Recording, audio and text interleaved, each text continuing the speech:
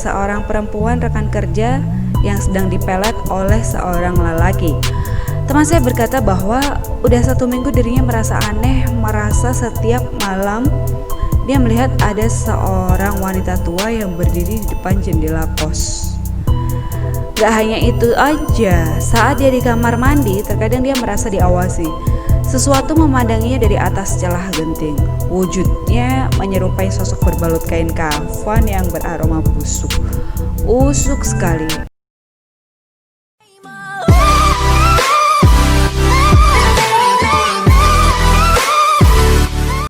Halo, assalamualaikum warahmatullahi wabarakatuh. Ketemu lagi dengan gue Alia di sini. Kali ini gue bakal menceritakan kisah dari seseorang yang namanya @simplemem81378. Jadi di sini dia berkisah kalau dia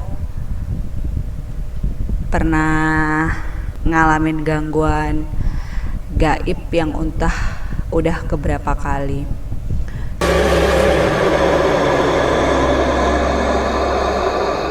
Jadi langsung aja gue masuk ke ceritanya ya.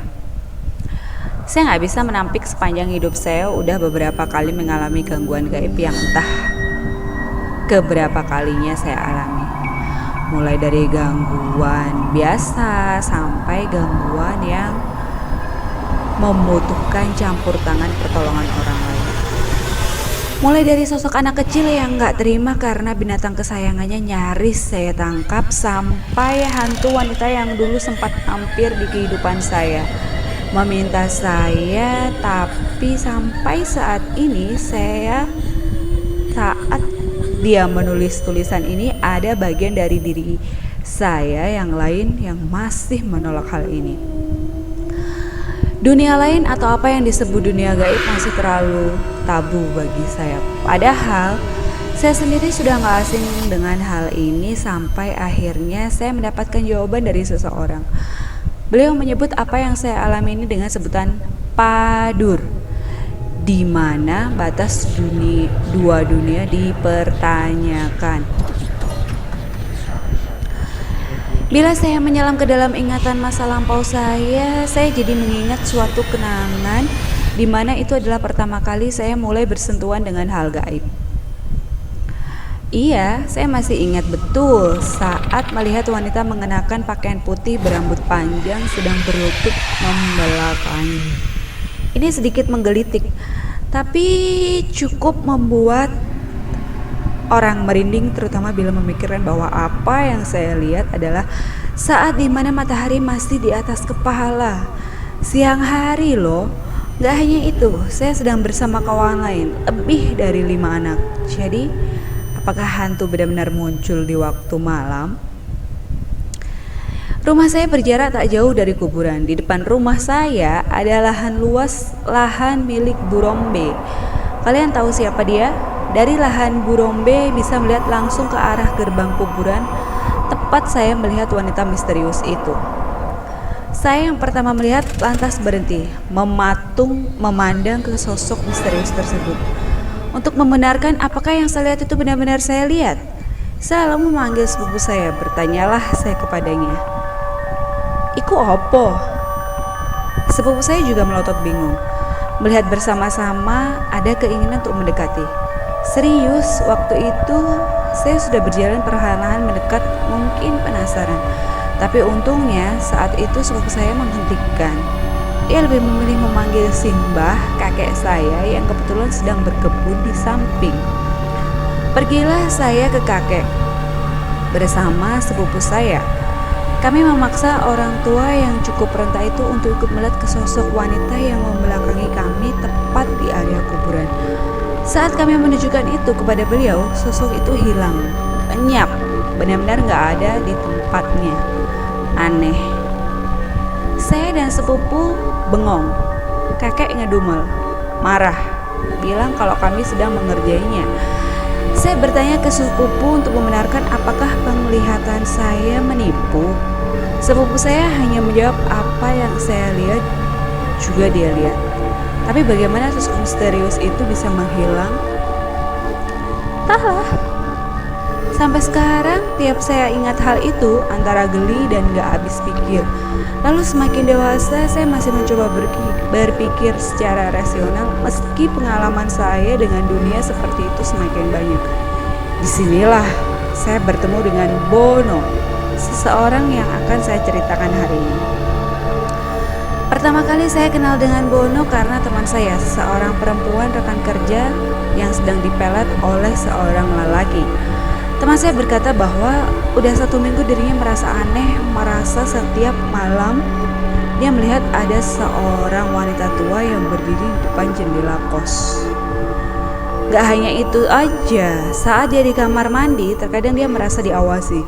Sesuatu memandanginya dari atas celah genting. Wujudnya menyerupai sosok berbalut kain kafan yang beraroma busuk.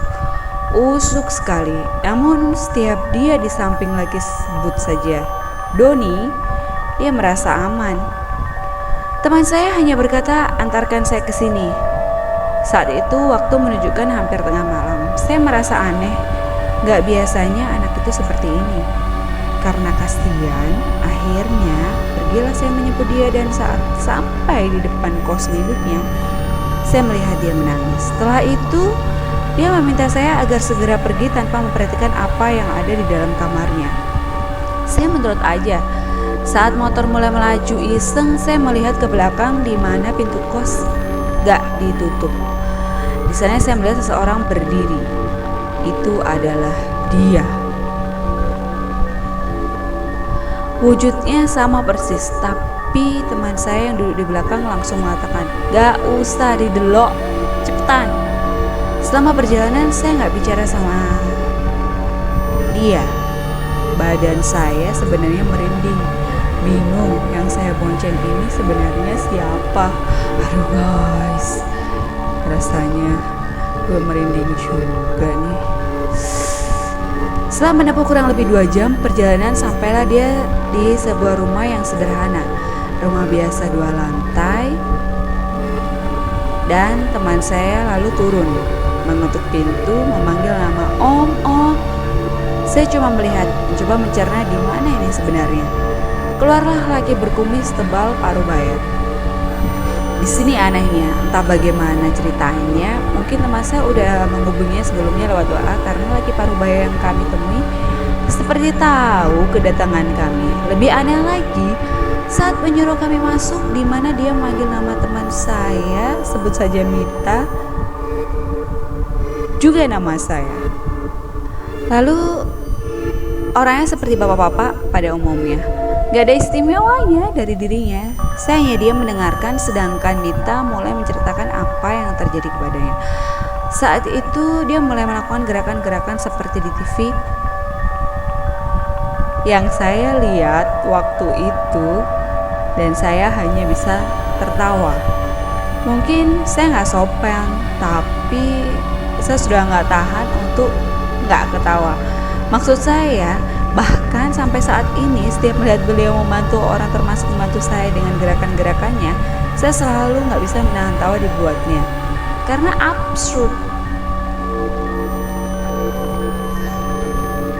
Tapi si bapak gak marah, beliau tetap melakukan yang entah apa itu. Lalu dia mulai mengatakan kalau di sekitar tempat kosnya ada yang menanam kain kafan diisi segenggam tanah kuburan, di mana dalamnya diisi rambut Mita. Hal ini membuat lelembut mengerumuni tempat tinggalnya.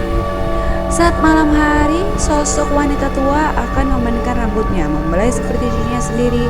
Namun yang sebenarnya makhluk ini lakukan adalah menyakiti Mita perlahan-lahan, menanam penyakit yang saat ini mulai menyerang tubuhnya. Saya mendengar hal ini mulai serius. Bapak ini akhirnya setuju membantu Mita, tapi Mita harus membawa bapak ini ke tempat kos.